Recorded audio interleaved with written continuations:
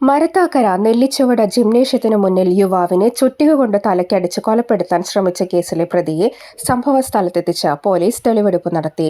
പ്രതി പോട്ട പനമ്പിള്ളി നഗർ സ്വദേശിയായ സിറിലിനെയാണ് പോലീസ് തെളിവെടുപ്പിനായി എത്തിച്ചത്. മരത്താക്കര സ്വദേശി ഡീനസ് ഡേവിസിനെയാണ് സിറിൽ ആക്രമിച്ചത്. ഞായറാഴ്ച നടത്തിയ തെളിവെടുപ്പിൽ ഡീനസിനെ ആക്രമിക്കാൻ ഉപയോഗിച്ച ചുറ്റിക പോലീസ് കണ്ടെത്തിയിരുന്നു. തുടർന്ന് പ്രതിയുടെ വീട്ടിലെത്തിച്ചും തെളിവുകൾ ശേഖരിച്ചു. വെള്ളിയാഴ്ച രാവിലെ കൃത്യം നടന്ന സ്ഥലത്ത് പ്രതിയെ എത്തിച്ച് കൂടുതൽ വിവരങ്ങൾ ശേഖരിച്ചു. തുടർന്ന് ഇയാളെ പോട്ടയിലെ വീട്ടിലെത്തിച്ചും തെളിവെടുപ്പ് നടത്തി. കഴിഞ്ഞ 8-ാം തീയതി രാത്രി 7:30യോടെയായിരുന്നു നാടിന് നടുക്കിയ റിപ്പർ മോഡൽ ആക്രമണം നടന്നത്.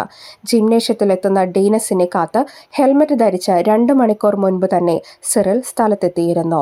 വർക്കൌട്ട് കഴിഞ്ഞ് പുറത്തിറങ്ങിയ ഡീനസിനെ പുറകിൽ നിന്ന് ചുറ്റിക കൊണ്ട് ആഞ്ഞടിക്കുകയും ബോധരഹിതനായി വീണ ഡീനസിന്റെ മരണം ഉറപ്പാക്കാൻ 2 തവണ കൂടി തലയ്ക്കടിക്കുകയും ചെയ്തതായി പ്രതി പോലീസിനോട് പറഞ്ഞിരുന്നു. തലയ്ക്കടിച്ച് വീഴ്ത്തിയ ശേഷം പെട്രോൾ ഒഴിച്ച് കത്തിക്കാനായി സിറിൽ കുപ്പിയിൽ ഇന്ധനവും കരുതിയിരുന്നു. ഡീനസിന്റെ ഭാര്യയുമായുള്ള വഴിവിട്ട ബന്ധമാണ് ആക്രമണത്തിന് കാരണമെന്ന് പോലീസ് കണ്ടെത്തിയിരുന്നു. ഡീനസിനെ കൊലപ്പെടുത്തി ഒരുമിച്ച് ജീവിക്കാനായിരുന്നു പദ്ധതിയെന്ന് പ്രതി പോലീസിനോട് വെളിപ്പെടുത്തലും നടത്തിയിരുന്നു. തൃശൂർ റൂറൽ ജില്ലാ പോലീസ് മേധാവി കൃഷ്ണകുമാറിന്റെ നേതൃത്വത്തിൽ 25ഓളം രഹസ്യ പോലീസുകാരെ നിയോഗിച്ച് നടത്തിയ മിന്നൽ പരിശോധനയിലാണ് 24 മണിക്കൂറിനുള്ളിൽ പ്രതി വലയിലായത്.